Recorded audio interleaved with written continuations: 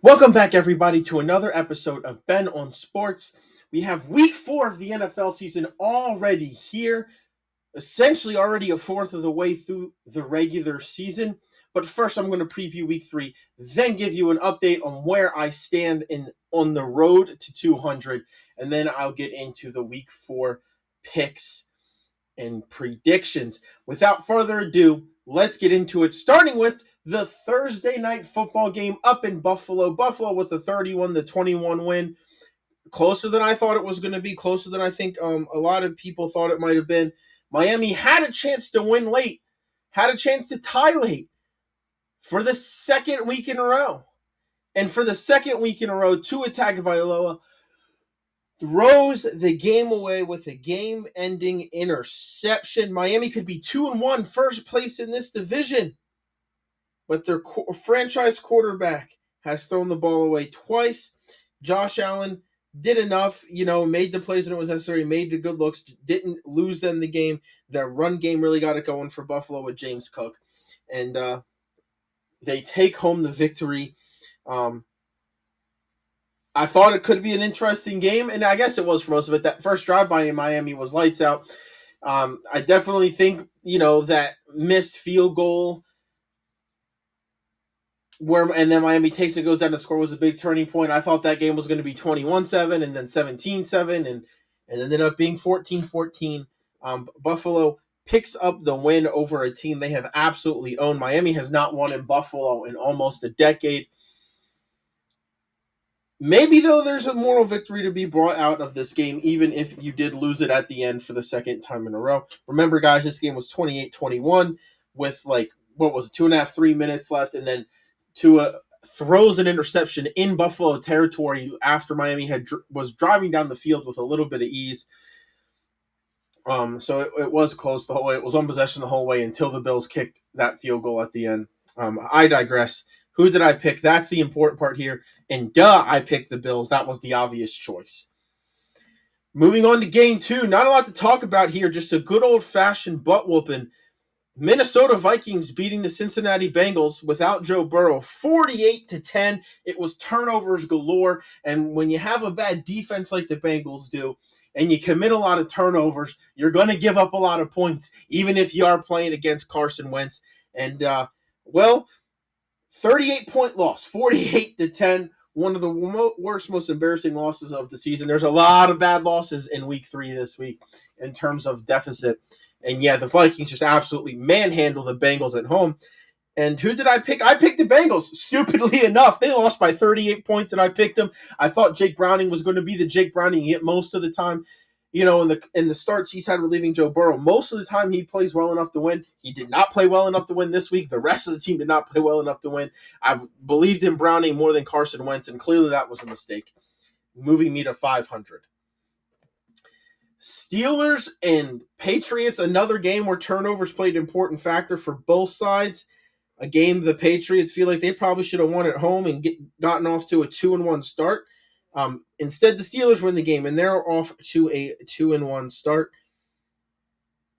I believe they're first place right now. They're tied with the Bengals for first place, but both are 2-1, and 3 weeks into the season, there's really not any important tiebreakers that matter yet.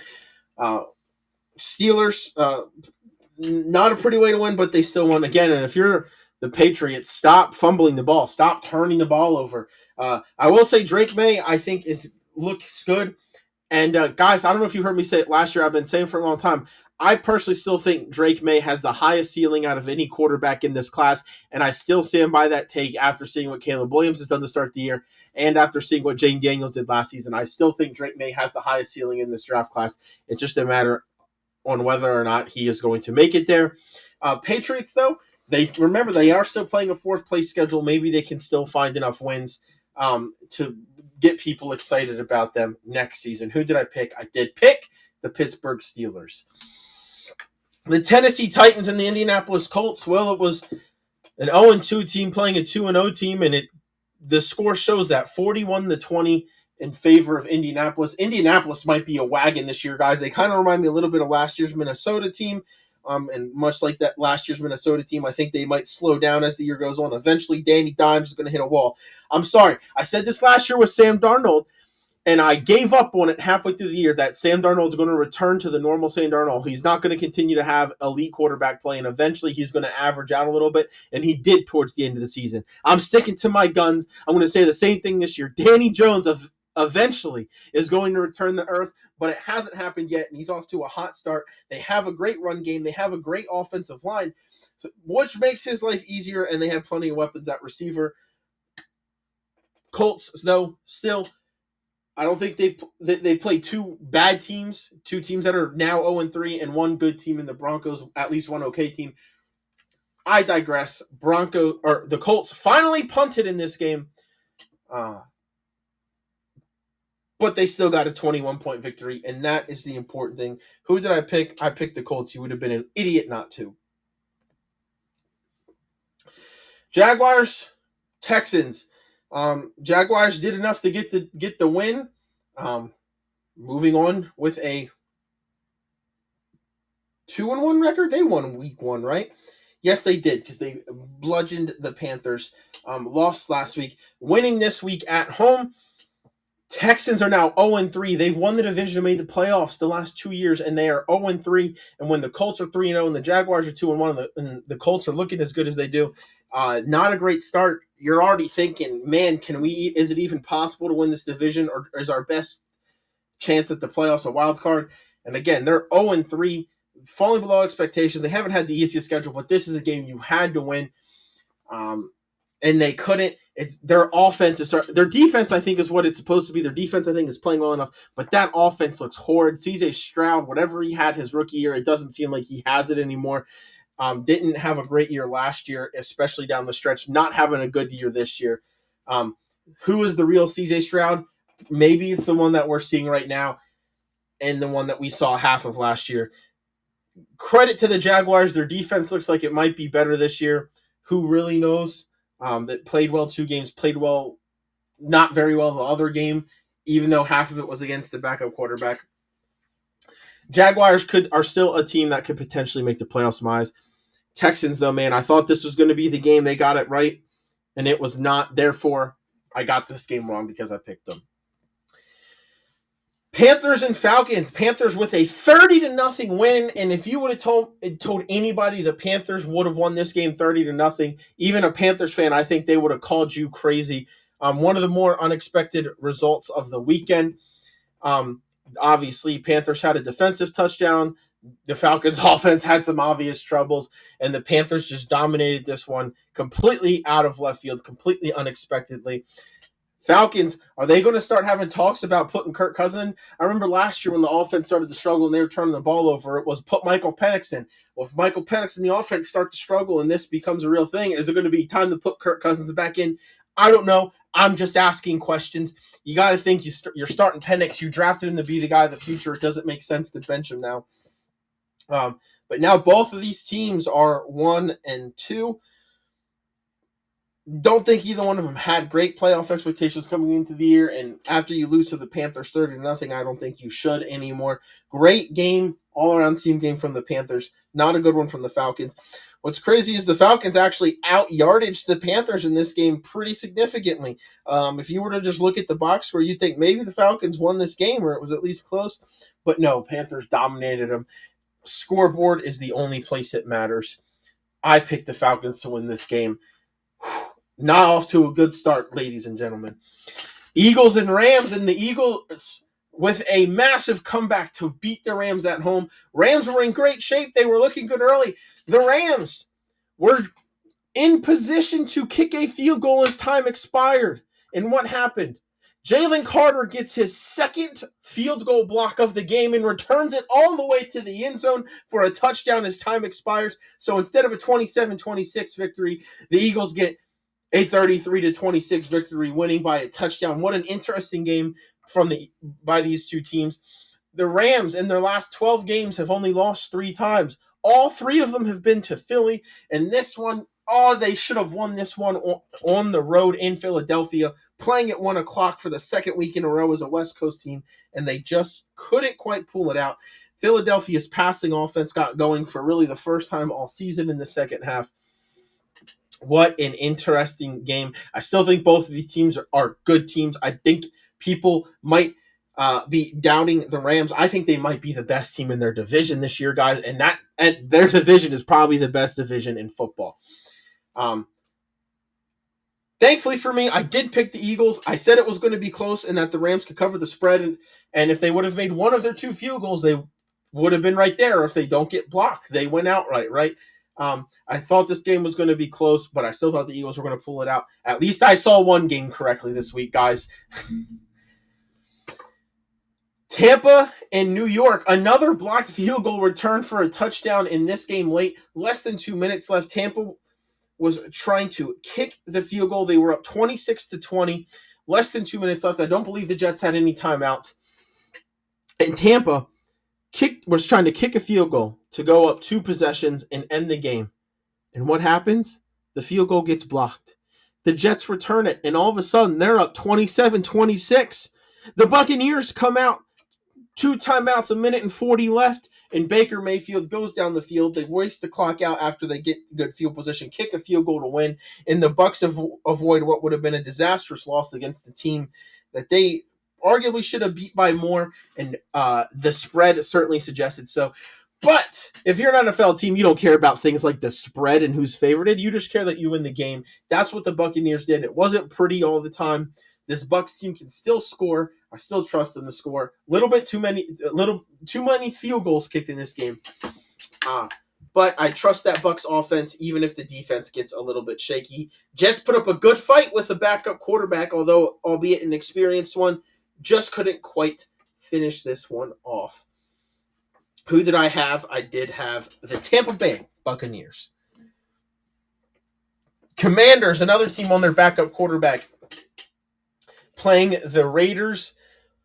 Didn't matter they played their backup quarterback. Obviously not. They dropped 41, won 41-24 pretty easily. You don't love to start your backup quarterback ever, but it's good to have an experienced vet back there like Marcus Mariota. I don't have a lot to say about this game. Raiders aren't the best team in the world. The Commanders should have won this game. They're still good enough even without Jaden Daniels to win this game, and they did. They took care of business, just trying to stay the course, have a 2-1 record, 1 game behind Philly. Commanders want to be a playoff team. You got to win with your backup quarterback, and they are. The Raiders, man, they got a Sean Genty, and they can't get him going. That's a problem. Few too many turnovers, and this is the first time you've really seen that defense fold. Raiders got to start playing better if they want to achieve their goals they have under Pete Carroll. Who did I pick? I did pick the Commanders. Another one of the big surprises of the week. Green Bay was up 10-0 in this game and then didn't score again, and the Browns, one of the worst teams in the NFL, beats a team many people view as a Super Bowl contender in the Packers. What a massive slip-up. This could cost the Packers the division. It could cost them the number 1 seed. All kinds of things. You can't have these type of losses. I don't care if it's on the road in Cleveland. I don't care that Cleveland's defense is good. You have a good defense yourself. You have a much better offense, and you had a 10-point lead against a team that's trying to be bad, and you lose by 3 points. I don't know if the Packers were looking ahead. I don't know if they got caught sleeping. Inexcusable game. Great effort by the Browns. Way not to give up. Their offense still looks horrific. I don't think many people, if anybody, were on the Browns this week, and I certainly wasn't, giving me another loss. The losses are starting to pile up, and I'm not even out of the 1 o'clock slate yet, guys. This is not looking good. Chargers and Broncos finally onto the 4 o'clock state and out of a disastrous 1 o'clock state. Chargers winning a close, tight game late, 23-20. Chargers offense, I'm starting to get a little bit worried about their offensive line. Not too bad yet. I still think they have enough guys to be good, but I mean, this Broncos defense makes a lot of offensive lines look bad. I still want to see the Chargers get back to being able to run the ball consistently. I think these teams are both very similarly built in a lot of ways. I think they're both very, very well coached with John Harbaugh and Sean Payton. Both of these teams trying to win this division, although the Broncos are now 1-2. Both of these teams made the playoffs last year. I expect to see them contending again this season. Broncos so close, would have been a massive victory. I believe it would have put them in first place if they win this game. But we're only in week 3. Still plenty of time left. Who did I pick? I did pick the Chargers at home. Seattle and New Orleans. Not a lot to say about this one. Seattle winning 44-13. A good team at home, demolishing a bad team. The Saints might be the worst team in the NFL, guys. Early on, I think that they are. Just a brutal defeat. The Seahawks got up, what was it, 21-0 in the first quarter, 28-0 in the first quarter. They got up huge early and just didn't look back, just kept scoring. And the Saints never really stood a chance in this one. A place the Saints have bad enough memories. If you remember, certain 7-9 Seattle teams that may have made the playoffs in a weak division and beaten certain really good Saints teams, or was that let's just say Seattle hasn't always been a really good place for the Saints. And it certainly wasn't today, although I don't think you were expecting it to be. Plain out, flat out, butt whooping. And who did I pick? I picked the Seahawks and pretty much expected this game to go this way. This game, quietly one of the most interesting games of the weekend. I know, it wasn't high scoring, but it doesn't have to be a high scoring game to be interesting. That's one of the worst takes about football. You can have great defensive battles that are still interesting. Not all the time. There's a certain Rams-Patriots Super Bowl that, yeah, it was close, but it was boring. I don't think this game was boring. I think it was two well-coached teams going at it. And Cardinals get a safety, one of the most interesting safeties of all time, I might add, super late in the fourth quarter to take the lead at 15-13. If you haven't seen that safety, I recommend going to your local social media outlet or local media and going to find it. Very, very interesting safety for them to put them up 2 points, and then the 49ers somehow get the ball back, march down, and were able to kick a field goal to win the game. I said coming into this game, if Brock Purdy starts, the 49ers win, and if he doesn't, the Cardinals win. Well, guys, despite a defensive war between two defenses that look really good early, I expected Kyler Murray to be able to play better than Mac Jones, and I was wrong because Brock Purdy didn't start, Mac Jones did, and the 49ers win the game by 1 point super late. It was close the entire way. 49ers win, add another loss to the loss column. This week is getting ugly fast. Bears and Cowboys, another butt whooping that was close early. Second half, the Bears really expanded it out. 4 passing touchdowns for the Bears, even if one was on a trick play. Doesn't really matter. This Cowboys defense, they've only played one good half. I think we know that this Cowboys defense probably just isn't very good at this point. Giving up 31 points to a Bears team that has had trouble scoring 30 the last couple of years. Maybe it's Ben Johnson. Maybe it's bad defense. Maybe it's a little bit of everything. And the Bears walk away with a win. Finally didn't choke one away. The Cowboys looked awful on defense. Dak Prescott with 2 interceptions against the pass defense that hasn't been great most of the year, against the rush defense that hasn't been great most of the year. Just not a great game all around. And the Bears take home the win. Who did I pick? I thought the Cowboys were going to be able to do enough to get by this Bears team that I still don't think is that good. And I was wrong. Add another freaking loss. I suck this week, guys.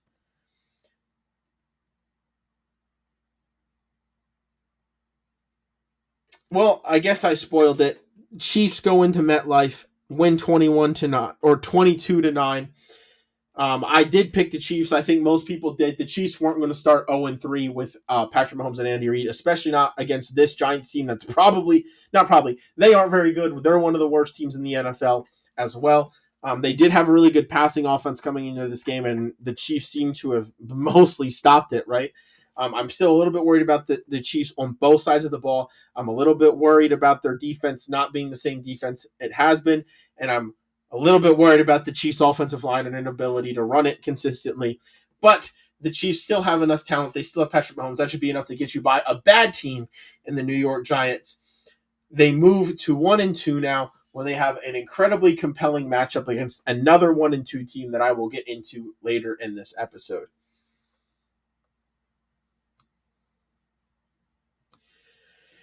And finally, the Monday Night Football game. The Ravens and the Lions go into Baltimore and put just out physical the Ravens, absolutely embarrassing them 38-30. And listeners, I have to tell you something.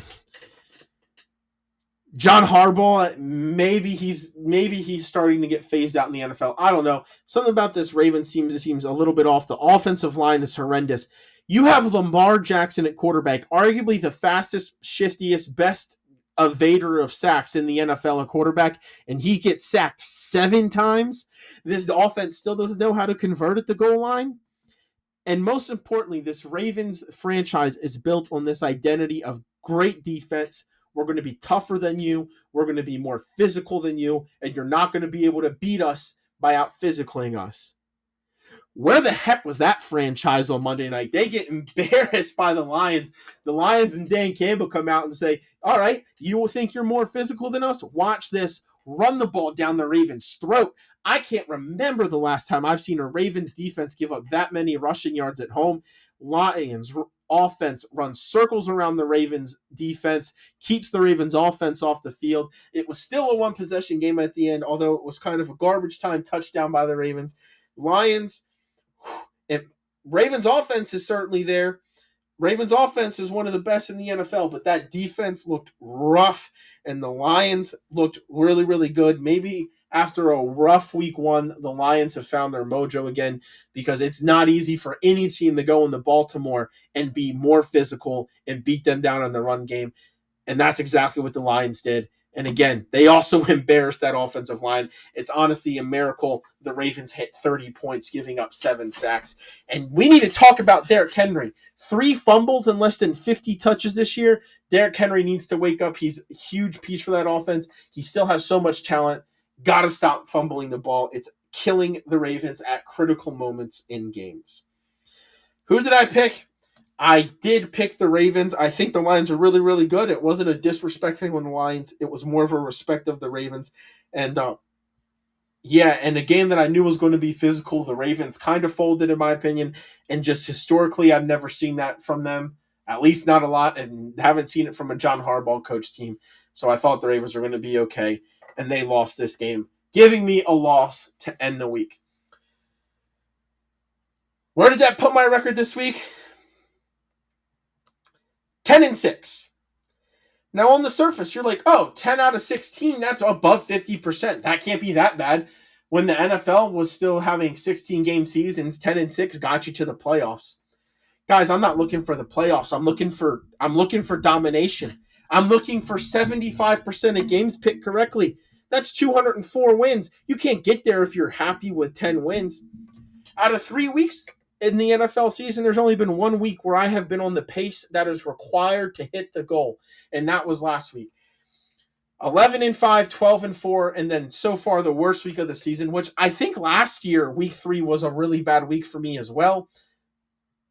I go 10-6. So if you're doing math, I am now 3 games behind pace. I needed to be at 36-12 by this point in the season, and I am 33-15. Still a lot of time left, but the farther I get behind early, the harder and harder it's going to be to climb out of the pit. I need to have a good week 4. I might even be behind last season's pace. Last year, I had a rough first half outside of week 1, and then I finished well. I'm going to need to start well and finish well. And 10-6, while some people are probably happy about it, maybe nobody is. I don't know. I don't want to assume. It's not going to be good enough for the goals that I am trying to accomplish this year. Personally, that's just for me. Let me know in the comments if you think I can turn around. Yeah, I'm behind last year's pace. I'm winning 68.75% of games this year. Last year, I won 70.59%.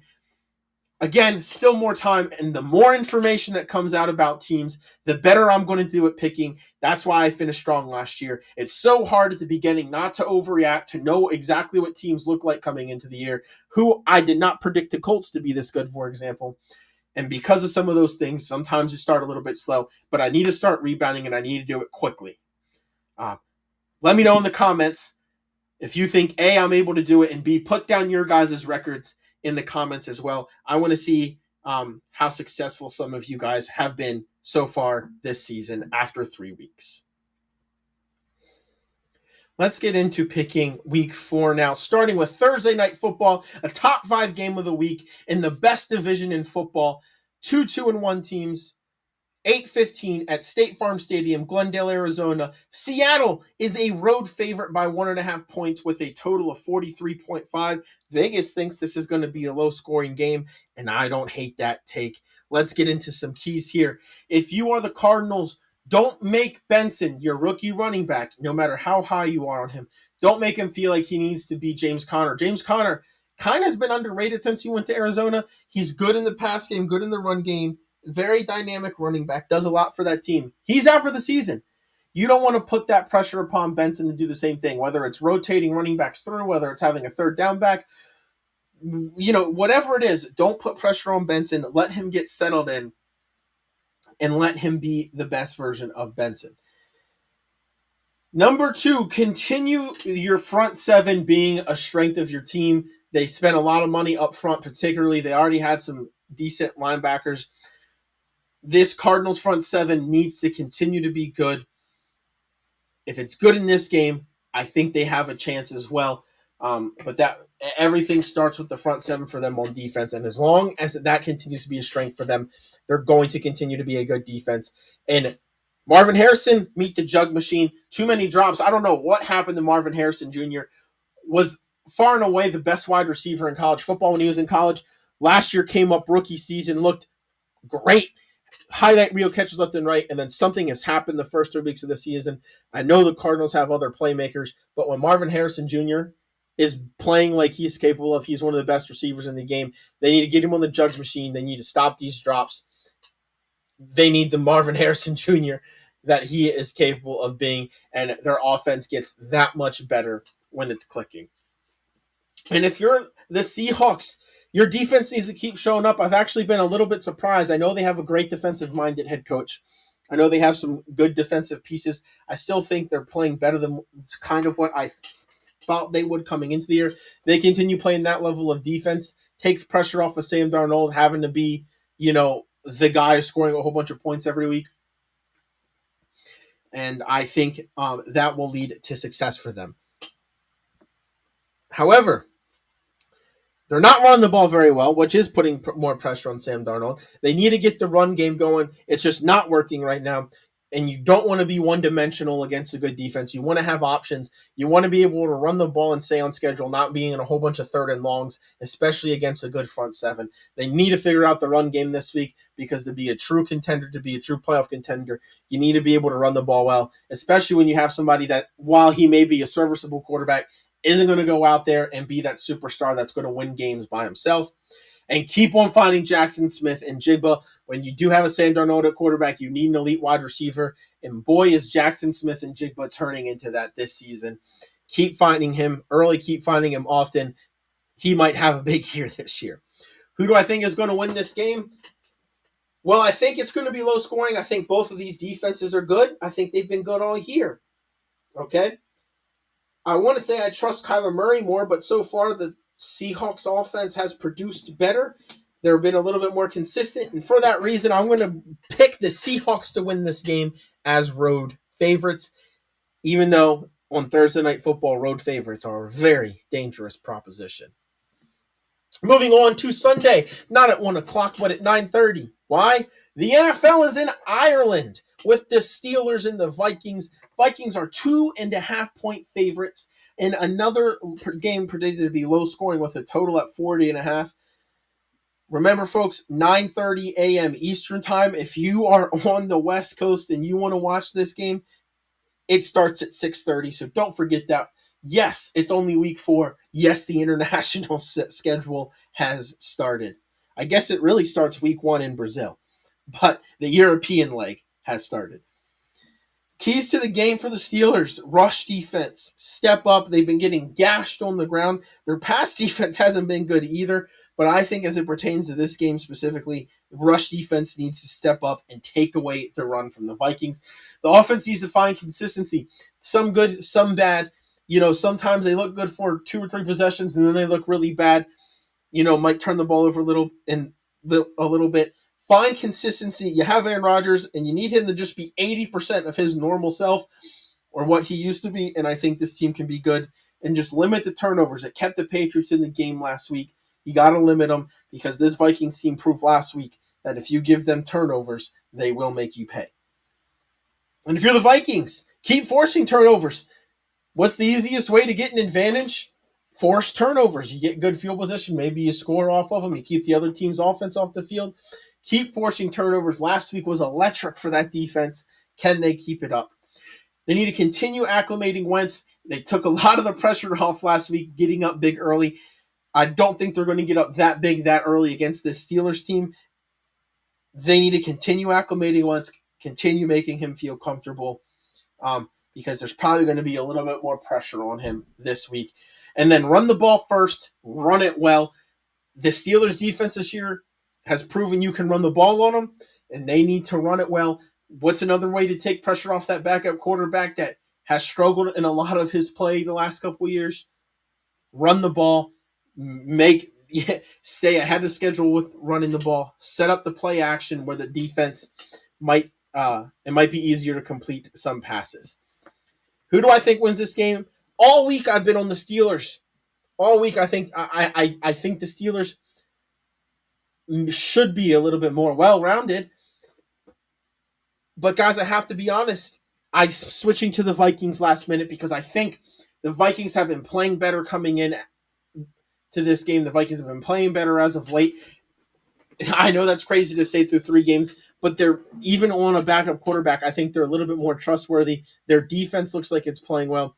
I would not be shocked at all if the Steelers win this game, and I'm going to be mad if they do because that's who I've been wanting to pick all week. But I'm going to stick with the Vikings winning a low-scoring, ugly game. Hopefully Ireland doesn't get upset about that.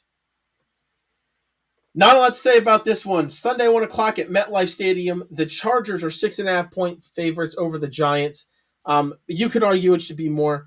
Let's get into keys of the game. If you're the Giants, your rookie quarterback, Jackson Dart, you just drafted him, making his first start. Keep the offense simple for him, especially against an elite defense like the Chargers. You don't need to make it too complicated, or I think the Chargers can make the Giants pay. Make the Chargers run the ball. They've struggled a little bit with it this year. Justin Herbert's been playing really, really well. They have a lot of weapons to recover in the pass game. Make the Chargers run the ball. Make them prove that they can beat you doing the thing they've struggled this season. And play keep away. Anytime you're an underdog, you need to be able to have good time of possession. You have a young quarterback. You want to keep the ball. You want to keep this dynamic Chargers off the field. Play keep away. If you're the Chargers, run the ball better. The Giants are probably going to force you to try and run it. And last year, you guys were a really good run-first team. And while Herbert is proving he can carry the reins, every quarterback is better with a successful run game. You spent the first-round pick on a really good running back in Omarion Hampton. Run the dang ball better. And against the weaker Giants defense, might be a good time to prove you can do it and get it going. Which is exactly what point 2 here in Keys to the Game says. Take advantage of a weak defense. Giants have been giving up a lot of yards and a lot of points. Take advantage of that. And then just keep Herbert healthy. Especially if you get up big early, there's no reason to take a whole bunch of risk with your franchise quarterback and get him hurt. You need Herbert for the long haul. If you're the Chargers, ideally you get up early in this game and you keep guys healthy because that's what is important. Give me the Chargers. Sunday, 2 0-3 teams, both looking for their first win in a divisional matchup between the Texans and the Titans. Texans are home, 7.5-point favorites, but the total in this one, 38.5, lowest of the week, not high scoring at all. Keys to the game. If you're the Texans, keep rushing the passer. These are literally, if you watched last week, the same 3 keys to the game that I had for the Texans last week, and they only executed on maybe one of them. The Texans have a good pass rush. The Texans have a great defense. If they didn't have a great defense, they would have been blown out in probably all 3 games this year. If you're the Texans, you have a good defense. Rush the passer, make the rookie scared, make the rookie nervous, make him make mistakes.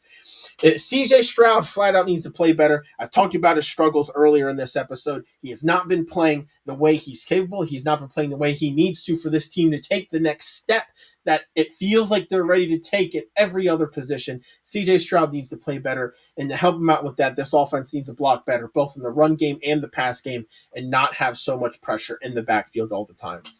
If you're the Titans, let Ward show off that arm. He's made some incredible throws this year, breaking every rule of quarterback play. Ward looks, I wasn't the highest on Ward coming into the season, but he's showing flashes of shutting me up and proving me wrong. Let Ward continue to show off that arm. You're not going to have a good year this year anyway, right? You're not built to win anything this year, so you might as well let Ward throw it and figure out what he is and see if he can gain some confidence like that. Rush the passer. I just talked about how the Texans have been struggling to block and now CJ Stroud is struggling. Well, make them continue struggling by getting to the passer and get more stops. They're still not getting a lot of stops, giving up a lot of points. I know that's not a very good defense, but help your rookie quarterback out trying to win a game. Let's get some stops, especially against an offense that has struggled this year. Maybe they can gain some confidence. Who do I think is going to win this game? Saying all of that, I still think the Texans win this game. It's a home game against a team they should beat. Maybe this is the get-right game that can get them some momentum going on the next couple of weeks. Another 1 o'clock game, the Commanders and the Falcons in Atlanta at Mercedes-Benz Stadium. Another 1.5-point road favorite, just like Thursday Night Football. One of them is probably going to lose, so I should probably pick the Falcons because there's no way two very small road favorites are going to win this week, right? Well, let's get into the keys of the game. I'm not going to tell you quite yet who I think's winning this. If you're the Falcons, you just lost the game because your offense struggled and you couldn't limit the turnovers. This week, you're going to need to limit the turnovers because it doesn't matter who's starting for the Commanders. Eventually, that offense is going to begin to click. They have some great offensive play design and some great offensive play calling. Limit those turnovers. If you're the Falcons, continue to get the ball to Bijan. If your young quarterback is going to continue to struggle and turn the ball over, get it to your young running back that is such a dynamic playmaker and can do so much with the ball in his hands. Bijan, not like the mustard, like one of the best running backs in the NFL that plays for the Atlanta Falcons. And limit the quarterback's legs. Mariota may be older and doesn't run as much, but he can still get out there, run the ball, especially when pressure's coming in. No matter who the quarterback is, and I still think it's probably Mariota, limit the quarterback's legs. And if you're the Commanders, force turnovers. It's an easy way to flip games. That's why turnover margin is so important. And when you're playing with a backup, it is important to win the turnover margin, force some turnovers, and make life easier on your offense. I also think make Penix beat you. Don't let them beat you with Bijan Robinson on the ground. Dan Quinn is a great defensive mind. This Commanders defense may be old, but it's also experienced, right? Make Penix be the guy that has to beat you, not the combination of Bijan Robinson and Tyler Allgeier. And build on last week's success. You won last week with a backup quarterback, and you scored 41 points. You look somewhat convincing to it. Continue to build on that success. Who do I think wins this game? I think the Falcons could very, very, very well upset the Commanders. They almost did it at the end of last season in D.C. This is a new year with new look teams. The Commanders are probably going to be on a backup quarterback. But the Falcons and the Falcons need a better performance than what they put up last week, because last week was ugly. And the Falcons have had pretty good defense this year. They're too up and down, inconsistent. I think the Commanders have been consistent. Even in their loss against the Packers, they weren't horrible. Even with a backup quarterback last week, they still looked good. I think the Commanders are more consistent than the Falcons, and even if Mariota starts, it might be a lot closer, but the Commanders should win. If Jaden Daniels starts, they might win by double digits. Give me the Commanders, even though I really want to like the Falcons, and I think they could surprise some people in this game. I'm scared, especially because backup quarterbacks are so volatile, but I trust the rest of the team and the coaching staff. I think I'll pick the Commanders. Another 1 o'clock game. Not a lot to say about this one, so I'm going to move quickly. in Buffalo at Highmark Stadium. The Saints and the Bills, arguably the best team or one of the best three teams in the NFL against probably the worst. So what do you think the spread's going to be? 16 and a half. One of the biggest spreads in NFL history, if my notes here are correct, my research is correct, which it should be. This is one of the biggest spreads, especially this early in the season. You thought the 10.5 point spread was big last week for Buffalo. What about a 16.5 point spread? That's how bad the Saints are. Keys to the game. If you're the Bills, just do what you're supposed to do. Come out. Don't overlook your opponent. Don't look at next week. Come out and just do what you're supposed to do. Dominate this game. Terrorize the quarterback. It doesn't matter what quarterback is in there. You have the ability to terrorize them, make them struggle, make them make mistakes, hit them, put them on the ground, terrorize the quarterback. Just score and score. This Bills offense is really, really good. One of the best in the NFL. They can score a lot of points, especially with Josh Allen limiting the turnovers the way he is. Score a whole bunch of points against this bad team, and then you can coast from there. And if you're the Saints, I mean, you still need to play disciplined football. You still need to prove you can do that. Cut down on the mistakes that plague them. Figure out who your starters are going to be. I don't, obviously, long term, right? They want Show to be the guy. But you also don't want them killed. Figure out who the starters are going to be and find a way to get them confidence. The best way to do that might be to not let them see playing time this game.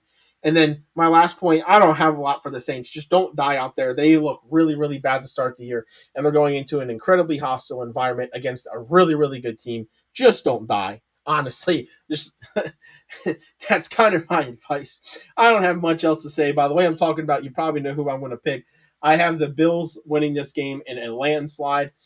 Can can they beat the Saints by more than the Seahawks did last week? That is really my question for this game. Can they hit 50 this game? Next 1 o'clock game, top 5 game of the week. Should be 2-3-0 teams.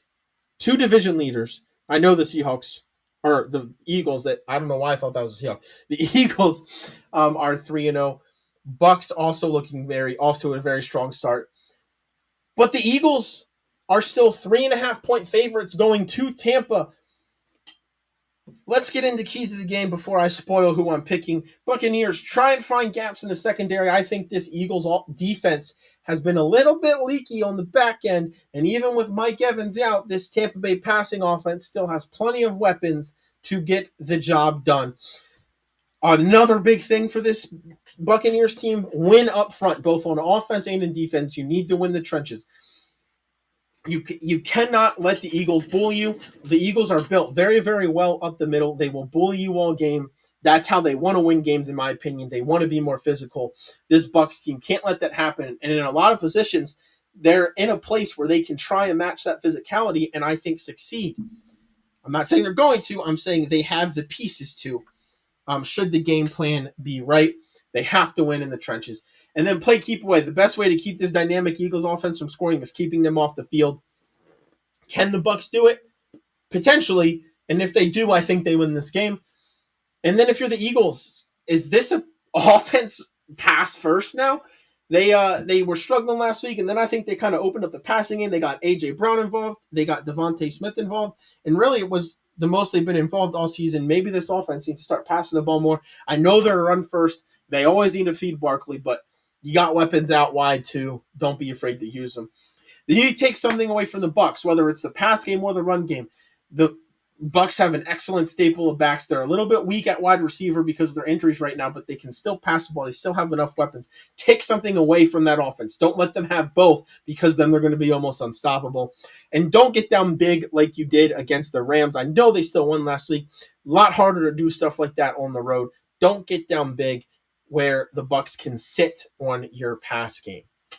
Who do I think is going to win this game? I was so close to picking the Bucs. I really want to pick the Bucs, guys. All week I've been saying I think this is where the Bucs show that they are a serious contender. And the Eagles haven't looked unbeatable like they did at many points last year.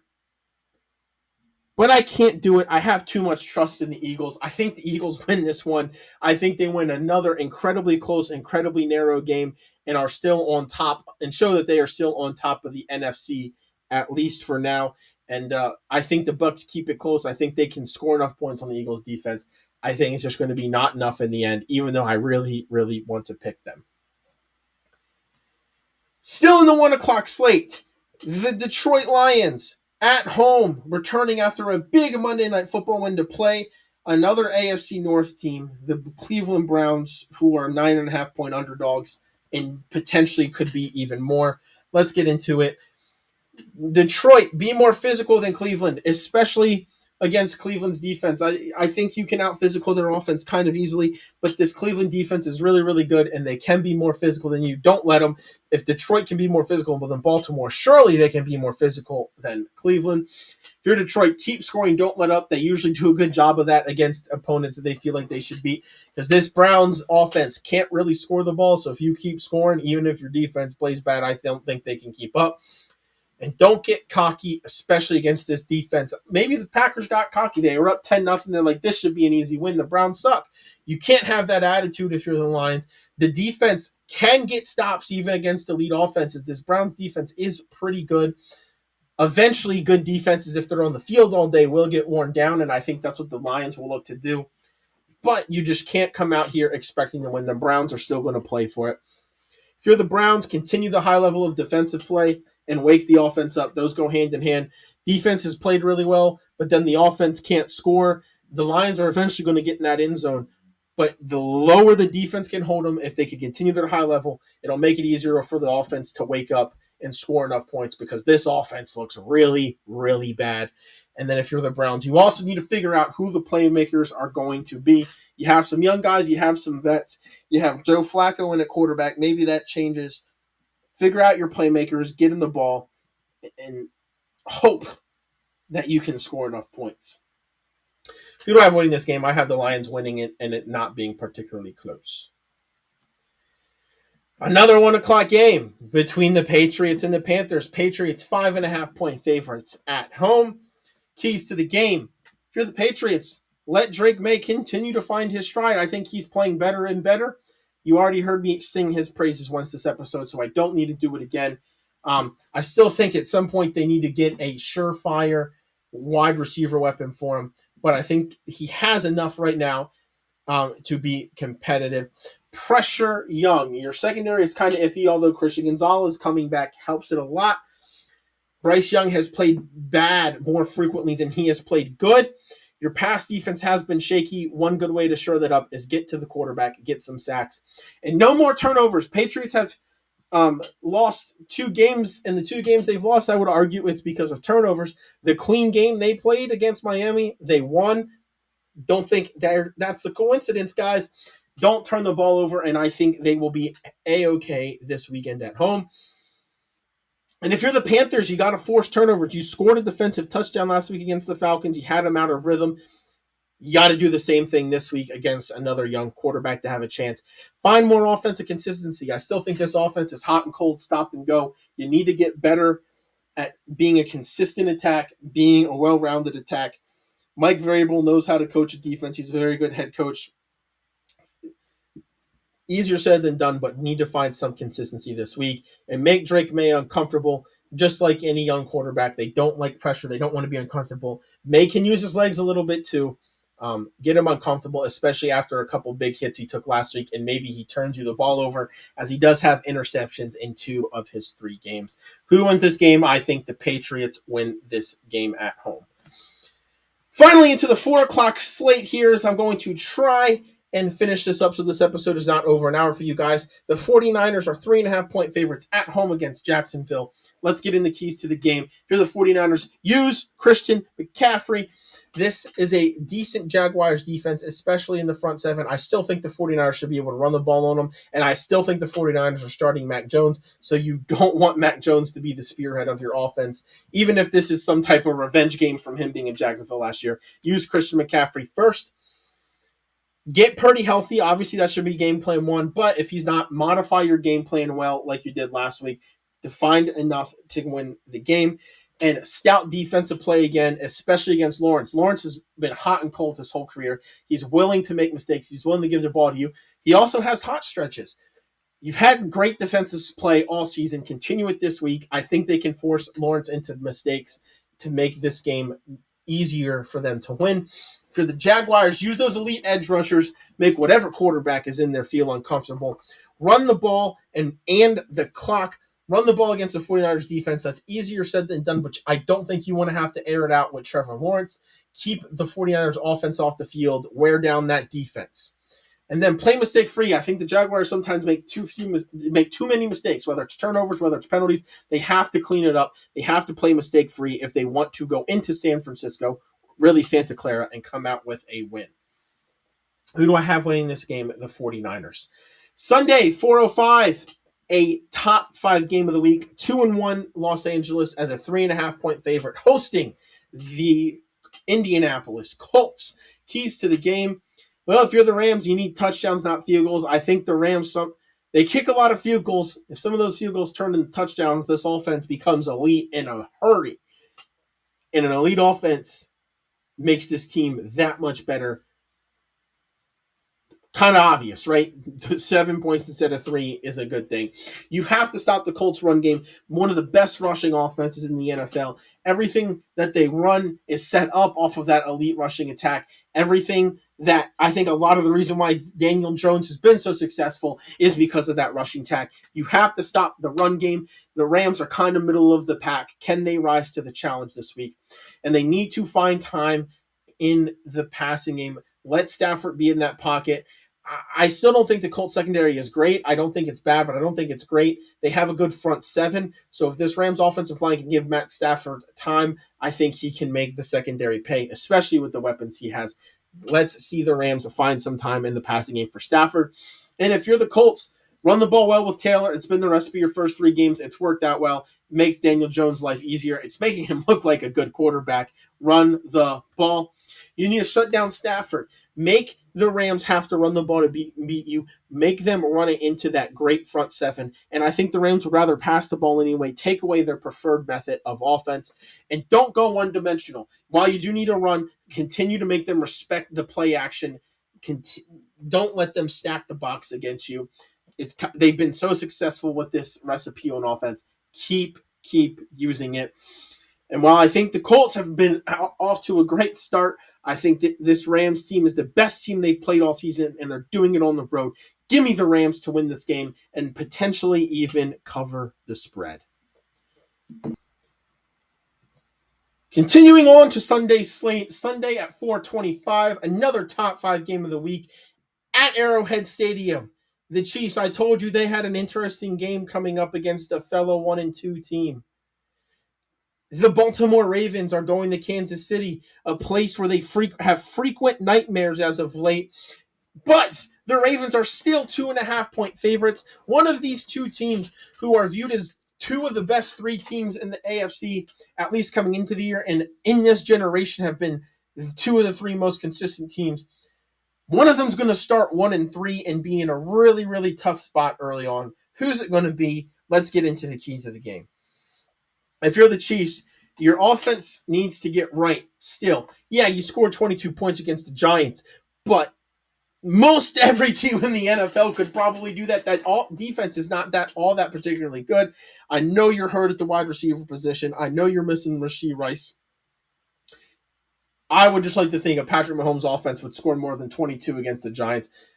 Part of that, they need to convert, obviously, for touchdowns more in the red zone. But the offense needs to get right still. Defense for them seems like it's starting to figure it out. You're familiar with the Ravens. You guys have played in the playoffs multiple times the last couple of years. You guys are playing each other a lot in the regular season because you're both first-place teams. You're familiar with them. Use it against them.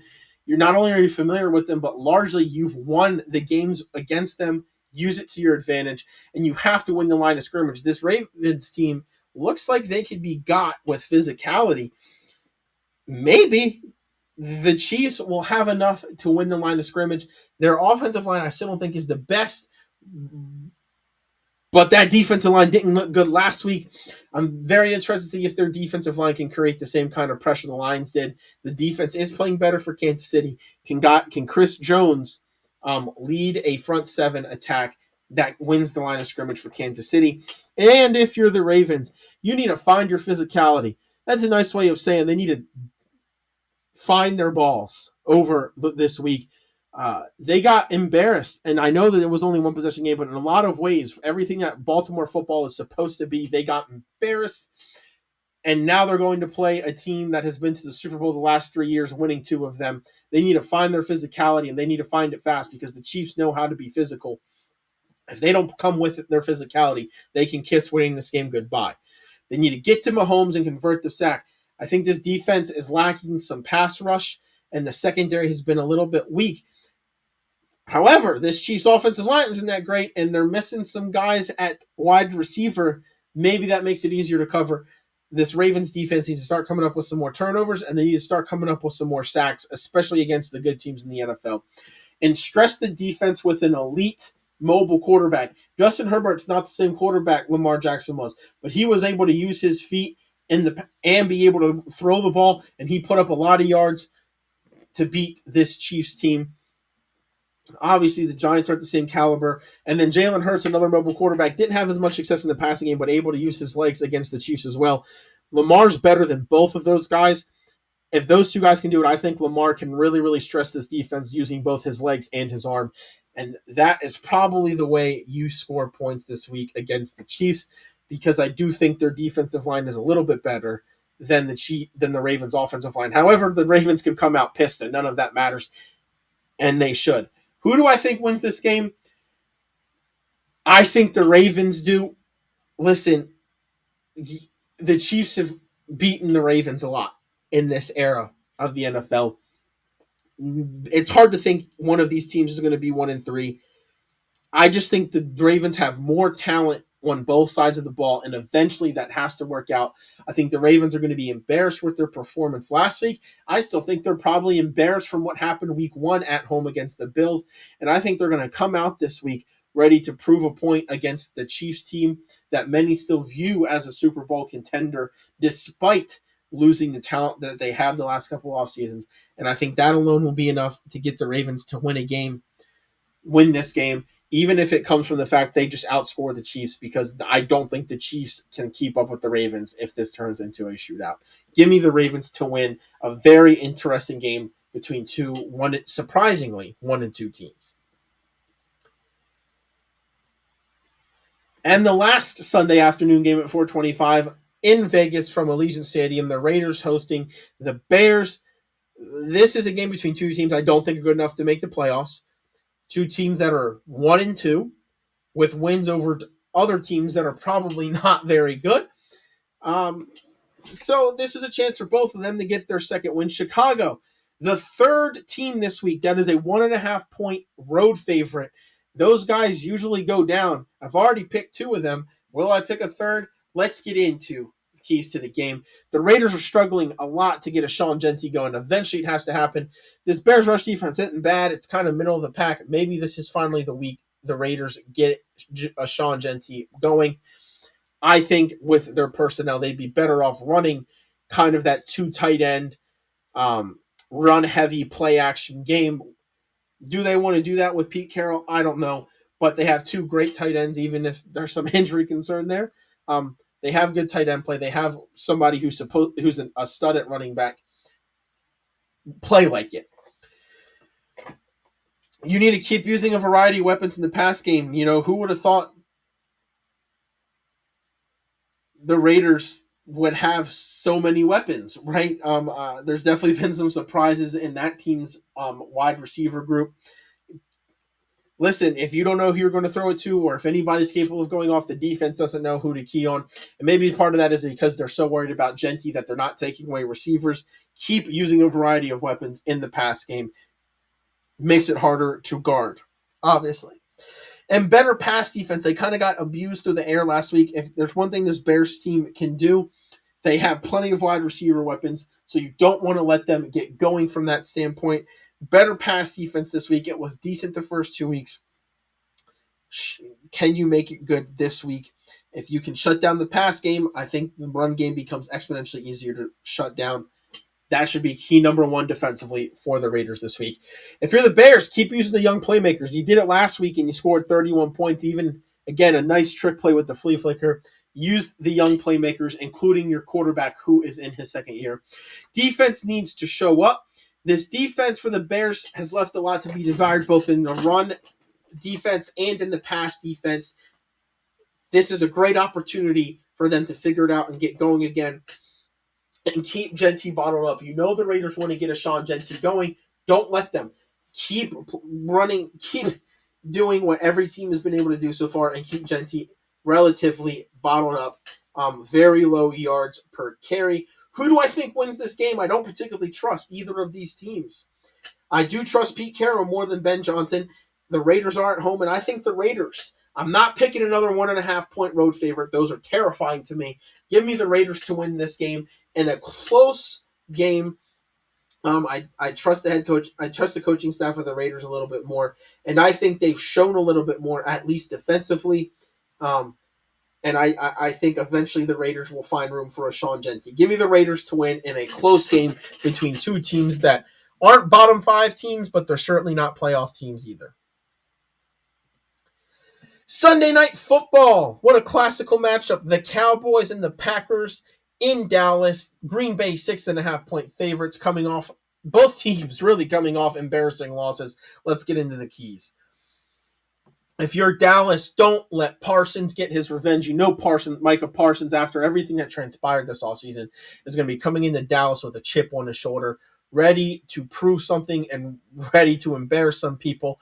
Don't let Parsons wreck the game, and don't let him do it by himself. Double, triple team him if you have to. Don't let Parsons go crazy. Limit the turnovers. You lost last week in large portion because you couldn't limit your turnovers. You had problems with them. Got to limit them this week to have any chance, especially with your defense. And don't get dominated in the trenches. If you look at it, you're worried, hey, man, this Packers pass rush is real. You can't let them dominate you. You can't let them run the ball and take time off the clock and just go on these long, methodical drives that lead to touchdowns. That's going to put a lot of stress on the offense. Don't get dominated in the trenches. Easier said than done. If you're the Packers, rebound from last week. That was an embarrassment. You're going to be embarrassed, and you're going to have a national stage to get over it. Rebound from last week. What a great opportunity. Be the more physical team. I think physicality can beat this Cowboys team. I think this Cowboys team is weak in the middle. Again, you should be pissed off. Use it. Be more physical. You probably walk out with a little bit of an easy win. Take advantage of this weak defense. Run the ball, throw the ball. I know they're dealing with some injuries at wide receiver. Maybe this is the week they can figure out the pass game a little bit, get some chemistry, get it more consistent, while also figuring out that run game. Take advantage of this weak Dallas defense. I think Green Bay does, and I think they win the game. Monday Night Football doubleheader, game 1 at 7:15 this Monday. Miami, 2.5 point favorites in a battle of 0-3 teams. You know what that means. You're probably wondering, where's the toilet bowl game of the week? Here it is. Jets and Dolphins, 2 0-3 teams that haven't looked particularly good. I know there's another battle between 0-3 teams, but I think this one's slightly worse and has less compelling storylines. At least in the other 0-3 game, you have a team that's made the playoffs twice in a row that's trying to rebound, and you have the number 1 overall pick. This one doesn't have anything as interesting as those two storylines. Dolphins and Jets, toilet bowl game of the week. This is Miami's second time already through 4 weeks being toilet bowl game of the week. Not a good look for that franchise. Let's get into keys to the game. Miami, for the first time all season, have a turnover-free game. Conveniently enough, all of your turnovers have actually been your quarterback. 1 fumble, 5 interceptions, 4 interceptions. 2 interceptions in the first game, 1 in each in the last 2. Add on a fumble in the first game. Can Miami just have a turnover-free game? Because they're probably 2-1. Definitely at least 1-2 if they do. Have a turnover-free game. Build on a better second half defensively. I think the defense found some stuff. They got what felt like their first couple 3-and-outs of the season against the Bills in the second half. Continue to build on that. Figure out a way to get the players that are supposed to carry this defense in positions they need to be, and maybe force your first turnover. I said Miami's offense has turned it over in every game this season. Their defense has yet to force one. Hard to win games like that. Maybe they can finally force their first turnover in the season in game 4. And you need Tua to look like he did in 2022 and 2023. Excuse me. I think 2022 and 2023 Tua wins both of the last 2 games for the Dolphins. This version of Tua looks like he's having trouble throwing the ball hard, not throwing the ball very deep, not the same elite processor that he used to be. If you can't get Tua to look like that, it's time to move on because it has looked rough the first 3 weeks of the season. If you are the Jets, revive the pass game against a bad secondary. This Miami passing defense is giving up a lot of yards in every game. It hasn't looked great at all. They haven't really been getting too much pressure on the quarterback. They're middle of the pack in sacks.